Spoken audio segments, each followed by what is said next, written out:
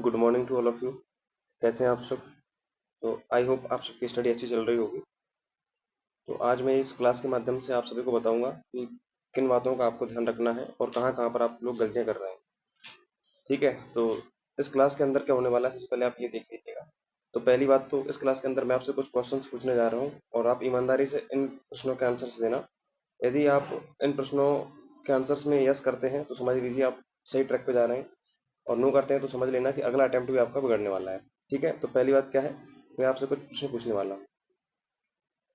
दूसरा क्या होने वाला है, इस क्लास में मैं आपको बताऊंगा कि जो बिन एमपीपीएससी 2025 का शेड्यूल है उसके अंतर्गत किस प्रकार से चीज़ें अब होनी है और किस प्रकार से अब मैं करने जा रहा हूँ। मतलब अभी तक तो क्या था, सिर्फ शेड्यूल डाला हुआ था, आप लोग आंसर्स लिख रहे थे, लिख रहे थे। लेकिन अब क्या होने वाला है कि मैं उस सिलेबस को डिकोड करूंगा। सिलेबस को डिकोड करूंगा एक वीडियो के माध्यम से। ठीक है, डेली वीडियो लेकर के आएंगे 5-10 मिनट की, उसमें सिलेबस को डिकोड करेंगे। उसमें पीवाईक्यू की चर्चा करेंगे कि पिछले वर्षों में आयोग किस प्रकार के प्रश्न आपसे पूछ रहा है, और ये पीवाईक्यू मेंस के भी होंगे और ये प्रीलिम्स के भी होंगे, दोनों डायमेंशंस को हम कवर करके चलेंगे। ठीक है, इसी के आधार पर फिर मैं आपको बताऊंगा कि आपको कितने डायमेंशंस में इस टॉपिक को पढ़ना है। जैसे आज जो मैं इसी वीडियो में डिकोड करने वाला हूँ वो मृदा को डिकोड करने वाला हूँ। मध्य प्रदेश के अंदर मृदा को डिकोड में करने वाला हूँ। तो आप समझ जाएंगे कि मृदा को किस प्रकार से हम पढ़ सकते थे, प्रीलिम्स के अंदर भी और मेंस के अंदर भी। दूसरी बात इसमें ये होने वाली है। तीसरी बात क्या है कि तीसरी बात ये है कि जो टेस्ट की टाइमिंग वगैरह है, ये आप लोगों को आज कमेंट करके बतानी है इसी वीडियो में, या फिर आप अपने ग्रुप में बता सकते हैं या फिर यहाँ बता सकते हैं, कहीं भी बताइए। लेकिन टाइमिंग हम लोग एक ही रखेंगे। मतलब टाइमिंग ऐसा नहीं होगा कि कभी भी दे दें और कभी भी आप लिख के दे दो, ये सही नहीं रहता। टाइमिंग पर आपको डिसिप्लिन लाना होगा और टाइमिंग बिल्कुल एक ही रहेगी जिसमें आप एमसीक्यू भी लगाएंगे और आंसर राइटिंग भी करेंगे। दोनों की टाइमिंग आपको फिक्स करके बताना है कि किस टाइमिंग को रखना है। अदरवाइज फिर मैं मेरे अकॉर्डिंग रखूंगा और जो आपको फॉलो करना पड़ेगा, स्ट्रिक्टली फॉलो करना पड़ेगा। ठीक है, तो चलिए चर्चा करते हैं। सबसे पहले मेरे आप कुछ प्रश्नों को सुन लीजिए। तो प्रश्न नंबर 1 ये है कि क्या आप डेली आंसर्स लिख रहे हैं? क्या आप लोग डेली आंसर्स लिख रहे हैं? पहला प्रश्न ये है। दूसरा प्रश्न ये है, क्या आप लोग डेली एमसीक्यू लगा रहे हैं? जो टॉपिक मैंने 3 दिन के अंदर कराए, 1 जुलाई को, 2 जुलाई को, 3 जुलाई को, क्या आपने उनके आंसर्स लिखे डेली? क्या आपने उनके एमसीक्यू लगाए डेली? दो प्रश्न मेरे ये हो गए। तीसरा प्रश्न मेरा ये है कि क्या जो डेली लाइव क्लास होगी, अब डेली लाइव क्लास जो होगी 10 मिनट के लिए, क्या आप इस क्लास में आएंगे? ये 3 प्रश्न हैं। यदि आप 3 प्रश्न के आंसर यस बोलते हैं, यस हम लोग डेली आंसर्स अब लिखेंगे, डेली हम लोग एमसीक्यू लगाएंगे और डेली हम लाइव क्लास में आएंगे, तो यकीन मानिए जो अब फरवरी या मार्च के अंदर जो प्रीलिम्स होने वाला है उसमें आपका सिलेक्शन मैं मान के चलूंगा कि 100% होने वाला है, चाहे कट ऑफ कितना जाए, पेपर कैसा भी आए। क्योंकि ये बहुत डिटेल्ड क्लास हो रही है, बहुत डिटेल्ड में सारी चीजें बताई जा रही हैं, और कोई भी एरा गैरा आपको नहीं बता रहा है। जो इंटरव्यू तक पहुंचे वो बंदे आपसे बात कर रहे हैं। इसलिए आपको अगर ये इन 3 चीज़ों पर आप एग्री करते हो तो सच में आप लोग बहुत अच्छे तरीके से तैयार हो जाओगे और फिर किसी भी प्रकार के पेपर को आप लोग टैकल कर पाओगे। ठीक है, अब मैं थोड़ा सा बताऊंगा डेली लाइव क्लास के बारे में। तो ये डेली लाइव क्लास है, इसके अंतर्गत क्या होता है ये मैं बताने वाला हूँ आपको। कल तो इंटरनेट प्रॉब्लम के कारण हो नहीं पाया था, नहीं तो आप कल ही देख लेते और आपको कल ही लग जाता है कि कितनी इंपॉर्टेंट क्लास होती है। डेली लाइव क्लास के अंतर्गत ये होता है कि जैसे आपने पढ़ा मृदा, आप लोग मृदा पढ़ करके आए, तो अब मृदा से आपने जो भी पढ़ा, पहली बात तो आपको कुछ डाउट होंगे, तो आप डाउट यहाँ पर पूछ सकते हैं। डाउट तो खैर ठीक है, आप कहीं भी पूछ लेंगे, लेकिन दूसरी बात जो सबसे इम्पोर्टेंट है वो ये है कि मैं आपसे कुछ क्वेश्चंस करूंगा, उसमें मैं आपसे प्रीलिम्स के सीधे सीधे फैक्ट पूछूंगा और आपसे उनके आंसर्स लूंगा। तो वहाँ क्या होता है कि जैसे ही आपसे कोई पूछता है तो आपका दिमाग काम करने लगता है कि हमें उस तरीके से चीज़ों को रटना है, उस तरीके से चीज़ों को रटना है, समझना है, क्योंकि आपसे कोई पूछने वाला है। तो इसलिए ये क्लास बहुत काम की होती है, डेली लाइव क्लास। इसके अंतर्गत हम अब बात कर सकते हैं और ये कोई ज़्यादा टाइम वेस्ट वाली नहीं होगी, सिर्फ 10 मिनट के लिए ही हम इसको रखेंगे। इसमें मैं जितने भी लोग सीरियस हैं उनसे बात कर सकूंगा, मैं उनसे पूछ सकूंगा कि आपने आज मृदा पढ़ा है, तो भाई इसके अंतर्गत ये पीवाईक्यू में आया था, पिछली बार ये क्वेश्चन पूछा गया था, तो उससे रिलेट करके मैं क्वेश्चन बना के आपसे पूछूंगा, क्या आप इसे बना पा रहे हैं क्या? तो इतनी बात इस क्लास के अंदर होने वाली है। तो मुझे लगता है ये बहुत इंपॉर्टेंट सेशन होता है, क्योंकि कोविड का जब टाइम था, कोविड का टाइम, तो हम लोगों ने भी ऐसे ही क्लासेस ली थी और उन क्लासेस से इतना फायदा हुआ था, इतना फायदा हुआ था कि आज मैं आपसे सिर्फ बोल पा रहा हूँ, लेकिन आप जब इस क्लास को लेंगे तो आप इसका महत्व समझ पाएंगे। तो मैं आशा करता हूँ कि आप लोग जरूर इस क्लास में आएंगे। इस क्लास का टाइमिंग भी आपको ही निर्धारित करना है कि आप लोग कब फ्री होने वाले हो। ठीक है, उसके अकॉर्डिंग फिर हम अपना शेड्यूल करेंगे, क्योंकि अभी क्या है, हम लोगों का भी मेंस रहेगा, तो उस मेंस के अकॉर्डिंग ही हम लोग टेस्ट सीरीज लगाने लगे हम तो। हम लोग तो खत्म कर रहे हैं, हम तो यूनिट वाइज पढ़ के चल रहे हैं, लेकिन आप लोगों को तो टॉपिक वाइज ही करना पड़ेगा, क्योंकि आपके अभी इतनी कमांड है ही नहीं है। हम लोग तो यूनिट वाइज पढ़ के खत्म कर रहे हैं टेस्ट लगा लगा के। आपको भी लगवाएंगे, लेकिन पहले आप टॉपिक वाइज करिए, ठीक है। तो आप अपना इसका भी टाइम बताएंगे डेली लाइफ क्लास का, दूसरा आप आंसर्स का भी टाइम बताएंगे, ठीक है। इतनी बातें तो ये थी कि जिनका आपको आंसर बताना है, और ये 3 आंसर सच में यदि आप यस कर रहे हैं, डेली आंसर्स के लिए यस कर रहे हैं, एमसीक्यू के लिए यस कर रहे हैं, डेली लाइफ क्लास के लिए यस कर रहे हैं, तो आपका अगला प्रीलिम्स बहुत अच्छा होने वाला है। और हो सकता है कि आप मेंस भी फोड़ ही दो, अगर आप इस प्रकार से चलो तो, ठीक है। इतनी बातों के बाद अपन चलते हैं अपने शेड्यूल पर। शेड्यूल के अंदर क्या होने वाला है कि जो शेड्यूल था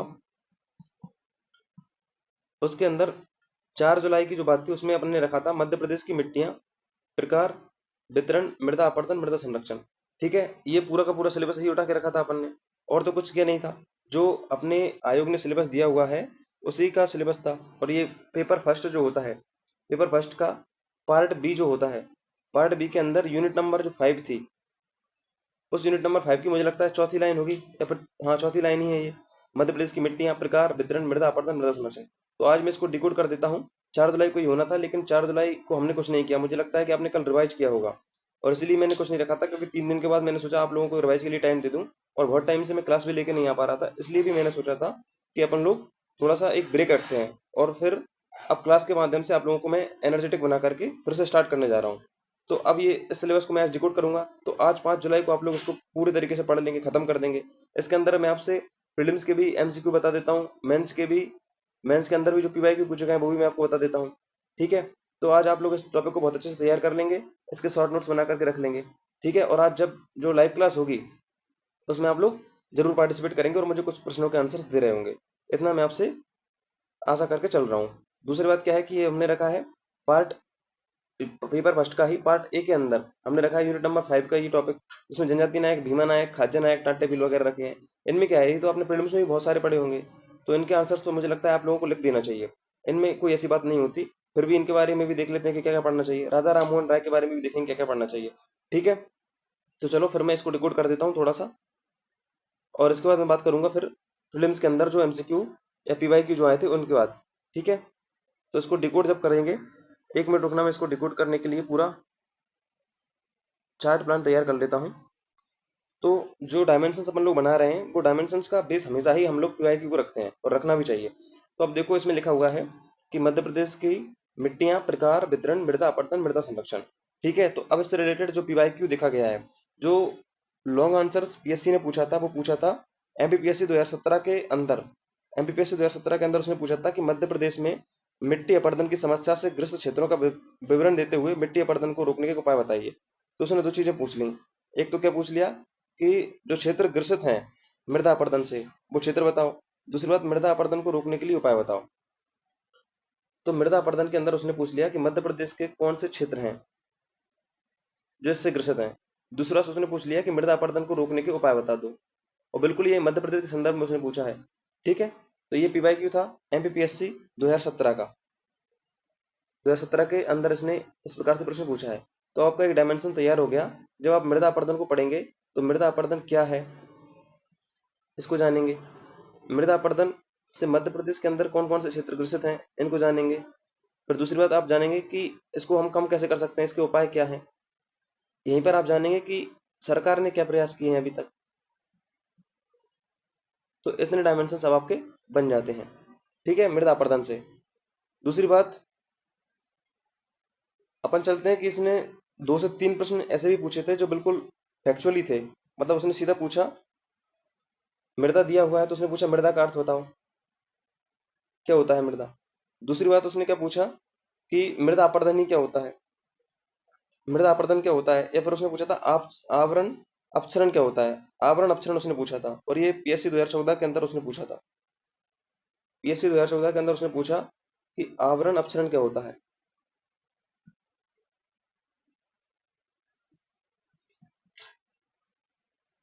और ये 3 नंबर के अंदर उसने पूछा था। अब ये जब इस प्रकार से प्रश्न आएंगे तो 2 नंबर में आएंगे, ठीक है। तो आवरण अपक्षरण उसने पूछ लिया था। और एक और उसने पूछा था कि मध्य प्रदेश की मिट्टियां और उनका वितरण समझाइए, ये भी उसने 3 नंबर में यानी कि छोटे आंसर में ही इसको पूछ लिया था। तो इस प्रकार से अपन डायमेंशन बना सकते हैं।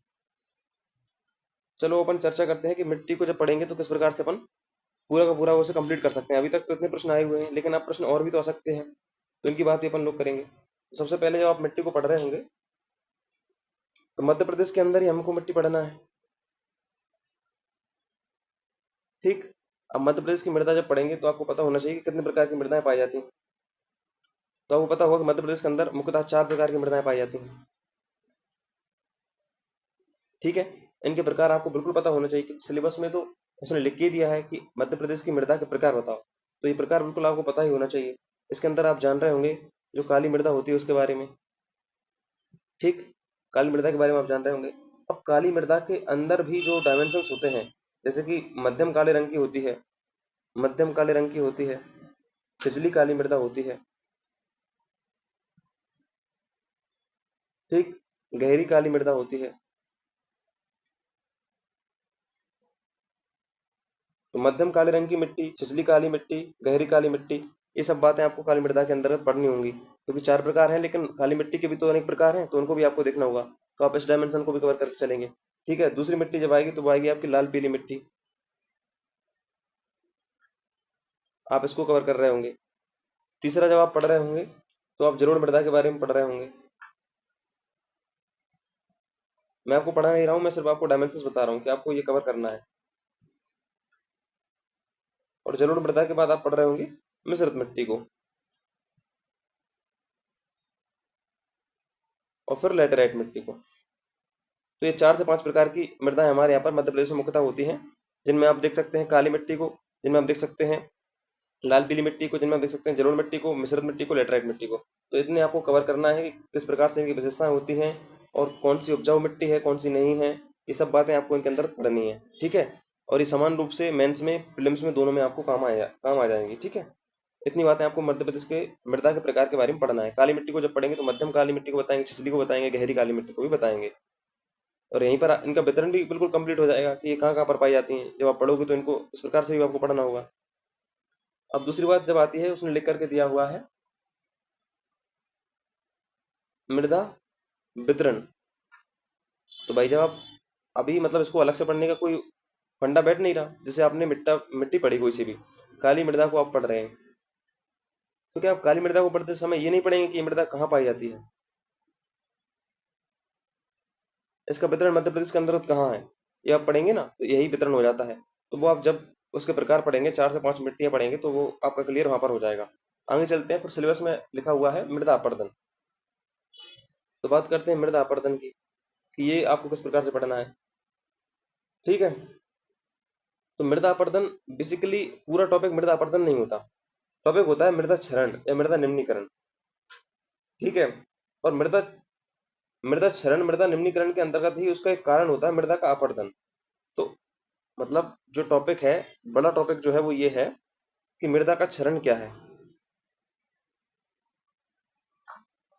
अब मृदा क्षरण जब आप पढ़ते हैं तो मृदा क्षरण के अंतर्गत आप देखते हैं कि मृदा को जो भी भौतिक, रासायनिक या जैविक गुणों से अवांछित परिवर्तन जो हो जाते हैं उसे हम मृदा क्षरण कहते हैं। मतलब कोई भी, चाहे भौतिक हो,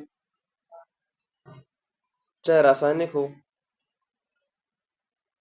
भौतिक, रासायनिक, अथवा जो जैविक गुण होते हैं मृदा के, मृदा का भौतिक गुण, मृदा का रासायनिक गुण, मृदा का जैविक गुण, इनके में इनमें अगर कोई भी अवांछित परिवर्तन हो रहा है, इनमें अगर कोई भी अवांछित परिवर्तन हो रहा है, अवांछित बोले तो मतलब जो अनचाहा है, जो अनचाहा परिवर्तन है, अवांछित परिवर्तन जो हो रहा है, तो हम इसी को मृदा क्षरण बोलेंगे।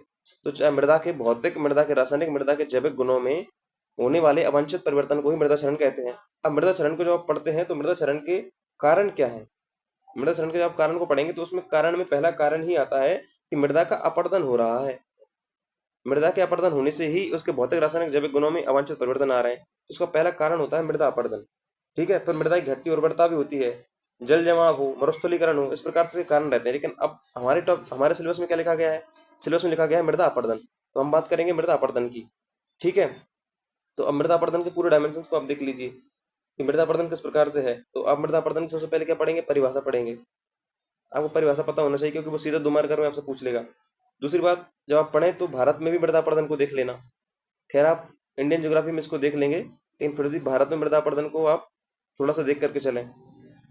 दूसरी बात, जब आप आएंगे तो मृदा अपरदन के आप प्रकार देखेंगे कि कितने प्रकार के मृदा अपरदन होते हैं। ठीक है। प्रकार में आप देख सकते हैं ना कि एक तो वायुवीय अपरदन होता है और एक जल अपरदन होता है, मतलब किन कारकों से हो रहा है। एक तो भैया वायुवीय अपरदन हो सकता है, दूसरा एक जल अपरदन हो सकता है। ठीक है। अब फिर जल द्वारा अपरदन भी जो होगा उसके भी अपने प्रकार होंगे। जैसे जल जब अपरदन करता है तो उसके भी कुछ प्रकार निकल करके आते हैं। उन प्रकारों में आप देखेंगे परतदार अपरदन। ठीक है, परतदार के बाद नलिका अपरदन होता है। मुझे लगता है सब आपका पढ़ा हुआ होगा, लेकिन सिस्टमेटिक व्यवस्थित आपको रखना है और इनके आपको शॉर्ट नोट्स बना करके रखने हैं, क्योंकि फाइनली हमें एग्जाम क्रैक करना है, उसके लिए ये सब चीजें बहुत जरूरी होती हैं। नालिका अपर्दन, अब नालिका अपर्दन भी होगा। अब नालिका अपर्दन हो जाएगा। और जल द्वारा अपर्दन में ही एक आता है बूंद अपर्दन। तो इतने टॉपिक आपको यहाँ से कवर करने हैं। मतलब जब आप मृदा अपर्दन के प्रकार पढ़ोगे तो मृदा अपर्दन के प्रकार में आपने पढ़ा एक वायवीय अपर्दन, एक जल द्वारा अपर्दन। अब जल द्वारा अपर्दन में भी अंदर आपको पढ़ना है परतदार अपर्दन, नालिका अपर्दन, अब नालिका अपर्दन, बूंद अपर्दन। इतने प्रकार आपको यहाँ पर पढ़ के चलना है। ठीक है। फिर अगला डायमेंशन जो होगा मृदा अपर्दन के अंतर्गत वो होगा उसको प्रभावित करने वाली कारक। मृदा अपरदन को प्रभावित करने वाली कारक ये आपको पढ़ने होंगे।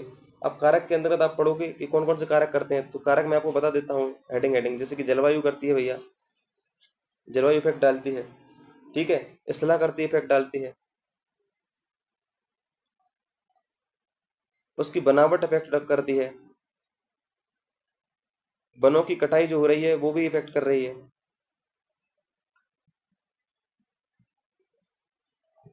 कुछ आर्थिक गतिविधियां हम कह सकते हैं, अति चराई को हम बोल सकते हैं, जो पशुओं की जो चराई होती है। तो ये इस प्रकार से हम एक पॉइंट बना के लिख सकते हैं कि अति चराई जो हो रही है। ठीक है। विकासात्मक गतिविधियां जो हो रही हैं, जलवायु में जो परिवर्तन हो रहा है, विकासात्मक गतिविधियों को आप लिख सकते हैं। जलवायु के अंदर जो परिवर्तन हो रहा है इसको आप ले सकते हैं। ठीक है। वनों की कटाई ले ली हमने, वनों की कटाई हो गई। कुछ आर्थिक गतिविधियां भी आप इसमें बता सकते हैं। ठीक है। आर्थिक गतिविधियां जैसे कि खनन वगैरह होता है तो डेफिनेटली है कि मृदा अपरदन करना ही पड़ता है, तो आर्थिक गतिविधियां आप इसमें ले सकते हैं। तो इसमें आपके कारक हो सकते हैं। अब फिर जब अगला पॉइंट होगा मृदा अपरदन के बारे में तो आप लिख सकते हैं इसका क्या प्रभाव निकल करके आ रहा है, या फिर हम कहेंगे कि क्या दुष्परिणाम इसके निकल करके आ रहे हैं। क्योंकि मृदा अपरदन का कोई सकारात्मक प्रभाव तो होगा नहीं, दुष्परिणाम ही होंगे। तो इसके अंतर्गत आपको बताना होगा कि क्या प्रभाव पड़ रहा है, क्या दुष्परिणाम पड़ रहे हैं। ठीक है। फिर अगला टॉपिक जो हमारे सिलेबस में लिखा हुआ है वो लिखा हुआ है मृदा संरक्षण। तो हम इसकी बात कर लेते हैं। मृदा संरक्षण मतलब कितने डायमेंशन में आपको मृदा संरक्षण पढ़ना है। तो मृदा संरक्षण को जब आप जानेंगे तो सबसे पहले इसकी आप परिभाषा पढ़ेंगे। इस सब में कॉमन रहता है, कोई भी टॉपिक जो सिलेबस में लिखा हुआ है उसकी आपको परिभाषा मुंह जबानी याद होनी चाहिए। ठीक। जब आप मृदा संरक्षण को पढ़ेंगे तो इसके अंतर्गत आप सारी चीजें को देखेंगे। कारकों को आप बात करेंगे, मतलब किस प्रकार से हम मृदा का संरक्षण कर सकते हैं। परिभाषा देखेंगे सबसे पहले तो कि मृदा संरक्षण होता क्या है। मतलब ऐसी विधियां जो मृदा को अपने स्थान से हटने से रोक दें। मृदा का संरक्षण क्या है, मृदा अगर अपने, ये मान लो कि एक मृदा है, ये अपने स्थान से अगर हट रही है, ये अगर अपने स्थान से हट रही है तो हमें ये मृदा अपरदन हो रहा है। इसी चीज को अगर हम रोकेंगे तो ये मृदा संरक्षण हो जाएगा। तो इसके अंतर्गत हम देखेंगे कि किस प्रकार से हम मृदा को हम संरक्षित कर सकते हैं। तो वही इसके कारक हो जाएंगे। जैसे कि वन संरक्षण करके कर सकते हैं। कारकों को भी आप लिख ही लीजिए कि भाई वन संरक्षण करो, वृक्षारोपण करो। ठीक है। वन संरक्षण, वृक्षारोपण, बाढ़ का नियंत्रण करना पड़ेगा। नियोजित तरीके से चराई, मतलब एक प्लांट तरीके से चराई हो, ये नहीं कि कोई भी कहीं भी कुछ भी हो रहा है। बांध बना सकते हैं, सीढ़ीदार खेत बना सकते हैं। कृषि की भी कुछ विधियां रहती हैं, जैसे कि पट्टीदार विधि होती है उसको अपना सकते हैं। ठीक है। भूमि का उद्धार करना और स्थानांतरित जो कृषि होती है, स्थानांतरित जो कृषि होती है इस पर हमें प्रतिबंध लगाना होगा। तो इस प्रकार आपको कुछ इसके कारकों को देखना होगा कि मृदा संरक्षण हम किस प्रकार से कर सकते हैं। और फिर इसके बाद आप देखेंगे कि मृदा अपरदन के लिए सरकार ने क्या प्रयास किए हैं रोकने के लिए। सरकार ने कौन कौन से प्रयास किए हैं मृदा अपरदन को रोकने के लिए, ये आपको देखने होंगे। तो कोई भी एक बुक जिसमें ये सब चीजें दी हो वहां से आपका काम हो जाएगा। ठीक है। तो मुझे लगता है कि इतनी ही बातें हमारे सिलेबस में लिखी हुई थी और हमें इतना ही पढ़ना चाहिए। तो अब आप बोलोगे कि सर इतनी सारी चीजें मिलेंगी कहाँ पर? तो अगर निर्माण आईएएस की आप किताब ले लेते हैं, निर्माण आईएएस की जो मध्य प्रदेश की भूगोल मेंस की किताब आई है, आप अगर इसको लेते हैं तो आपको उसमें ये सारी चीजें मिल जाएंगी। और अच्छी बात ये रहती है कि लास्ट में वो लोग शॉर्ट में कुछ नोट भी बना करके देते हैं 2 से 3 पेज में, तो वो आपके शॉर्ट नोट्स टाइप के भी हो जाते हैं। तो मुझे लगता है निर्माण आईएएस आपको प्रीफर करना चाहिए मध्य प्रदेश के भूगोल के लिए। बाकी फिर आप अपने विवेक से इसका चयन करें। बाकी मैंने बता दिया है कि मध्य प्रदेश के अंदर जब मृदा को पढ़ें तो इतने डायमेंशन आपको कवर करके चलने हैं। अब बात कर लेते हैं हम मध्य प्रदेश की मृदा को ही प्रीलिम्स के अंदर किस प्रकार से हम रखें। तो प्रीलिम्स के अंदर रखने से पहले आप ये जान लो कि सिलेबस में क्या लिखा हुआ है। तो सिलेबस में लिखा हुआ है मध्य प्रदेश की मृदा में, उसने लिखा था प्राकृतिक संसाधन।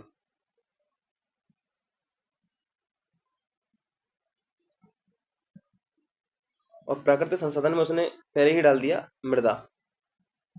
बस इतना डाल के वो रुक गया।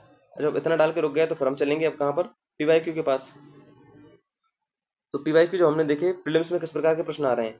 तो प्रश्न उठ के आया है मध्य प्रदेश पीएससी 2021 के अंतर्गत कौन सा, कि मध्य प्रदेश के किस क्षेत्र में काली मिट्टी नहीं पाई जाती है, किस क्षेत्र में काली मिट्टी नहीं पाई जाती है। ठीक है, उसने पूछा है कि कौन सा क्षेत्र ऐसा है जिसमें काली मिट्टी नहीं पाई जाती। तो ये किस प्रकार से प्रश्न हो गया, मतलब जब आप मध्य प्रदेश का वितरण देखोगे मिट्टी का मेंस के अंदर ही आपने देखा, तो क्या ये प्रश्न नहीं बनेगा आपसे? तो बन जाएगा, मुझे लगता है बन जाएगा। ठीक है। दूसरी बात यह है कि उसमें पूछा है कि कथनों पर विचार करो, मध्य प्रदेश के मालवा पठार में सूती वस्त्र मिलों की स्थापना की गई है, मालवा पठार काली मिट्टी से आवृत है। तो ये बढ़िया कंसेप्चुअल क्वेश्चन हो गया। जब आप मेंस के अंदर पढ़ोगे मिट्टियों को तो आप उसमें देखोगे कि भैया किस प्रकार से जब मालवा का जो पठार है, मालवा का पठार, वहां पर काली मिट्टी पाई जाती है। और काली मिट्टी जब पाई जा रही है तो किस प्रकार से वो विकसित हो रहा है, काली मिट्टी की कौन सी विशेषता उसको विकसित बना रही है। तो आप इस प्रश्न को भी टैकल कर दोगे। अगला प्रश्न था पीएससी 2022 ने इसको पूछा था कि कौन से इन कथनों पर आप विचार करो और कौन सा कथन इनमें से सही है। पहला प्रश्न था बघेलखंड में लाल एवं पीली मिट्टी पाई जाती है, तो ये वितरण सही हो गया। लाल एवं पीली मिट्टी में उर्वरता अधिक होती है। मालवा पठार में गहरी काली मिट्टी पाई जाती है। मध्य प्रदेश में उत्तर पश्चिमी भाग में जलोढ़ मिट्टी पाई जाती है। बड़ा कंसेप्चुअल क्वेश्चन रहे हैं सभी सभी। तो अब पीएससी बेसिक क्वेश्चन तो पूछ ही नहीं रहा कि सिर्फ और सिर्फ फैक्ट से काम चल रहा है आपका। ये भी प्रश्न पूरा का पूरा वितरण पर बेस्ड हो गया।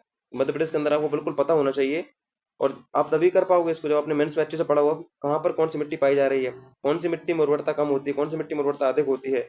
ठीक है।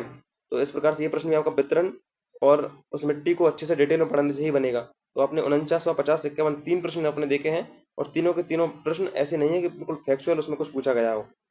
आपको बिल्कुल देखना ही पड़ेगा कि मध्य प्रदेश में कौन से क्षेत्र में कहाँ पर मिट्टी है और मिट्टी की किस प्रकार की विशेषताएं रही हैं। आगे चलते हैं।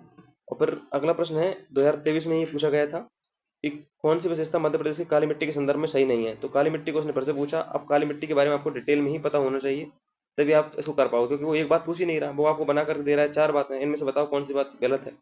काली मिट्टी को कपास की मिट्टी के रूप में जानते हैं। नमी धारण करने की क्षमता अधिक होती है। रेत की मात्रा अधिक होती है। संरचना संरचना के बारे में था गांठदार होती है लेकिन कभी कभी भुरभुरी होती है। तो ये बातें तो भैया मेंस से ही कवर होती हैं, प्रीलिम्स में के अंदर आप इतना मुझे नहीं लगता आप पढ़ोगे, क्योंकि लास्ट टाइम पढ़ते हैं तो सब लोग परीक्षा धाम उठा करके और बस रीड करते हुए चले जाते हैं। लेकिन मेंस में आपको डिटेल में अगर इतनी बातें पता होंगी तो फिर आपका काम हो जाएगा। ठीक है। आपको देखते से ही लग जाएगा भैया रेत की मात्रा कहाँ से अधिक हो जाएगी इसमें। अगला प्रश्न था बघेलखंड में मुख्यतः कौन सी मिट्टी पाई जाती है। तो ये प्रश्न भी आप बिल्कुल वितरण से ही बन गया। मिट्टी के संबंध में कौन सा कथनों पर विचार करो और कौन सा सही कथन है, इसका चयन आपको करना था। और ये एमपीडीएससी एक एग्जाम होता है 2022 के अंदर ये पूछा गया है। काली मिट्टी में लोहे और चूने की बहुत बड़ी मात्रा पाई जाती है। बघेलखंड में लाल पीली मिट्टी पाई जाती है। भिंड मुरैना जिले में जलोढ़ मिट्टी पाई जाती है। तो ये भी आपको डिटेल में ही पढ़ना पड़ेगा। दो प्रश्न और है, उनको और देख लीजिए। मध्य प्रदेश में विशेषकर लाल पीली मिट्टी निम्न में से किस क्षेत्र में पाई जाती है। ये भी अभी एमपीईएमई 2021 के एग्जाम में पूछा गया प्रश्न है। कौन सा प्रदेश काली मिट्टी के लिए जाना जाता है। एमपी एडीपीओ 2021 के अंदर एग्जाम में ये प्रश्न पूछा गया है। तो कंक्लूड अगर मैं कर दूं इन प्रश्नों को, तो कंक्लूड निकल करके आ रहा है कि मध्य प्रदेश की जो मिट्टी है वो आपको डिटेल में पढ़नी होगी। और आप फिर से पूछेंगे कि अब प्रीलिम्स के लिए क्या करें हम। सबसे पहली बात तो जब आप मेंस पढ़ेंगे, बहुत डिटेल में आपने मेंस पढ़ लिया मध्य प्रदेश की मिट्टियों का, तो आपको जरूरत नहीं है किसी भी चीज की। अब जरूरत है आपको सिर्फ और सिर्फ एमसीक्यू की, तो आप उसके लिए कोई बुक लगा सकते हैं एमसीक्यू लगाने के लिए। ठीक है। फिर भी आप बोल रहे हैं कि क्या परीक्षा धाम से काम हो जाएगा क्या प्रीलिम्स के लिए, तो बिल्कुल आप पढ़ सकते हैं परीक्षा धाम, लेकिन जब जब आपने मेंस पढ़ा हो।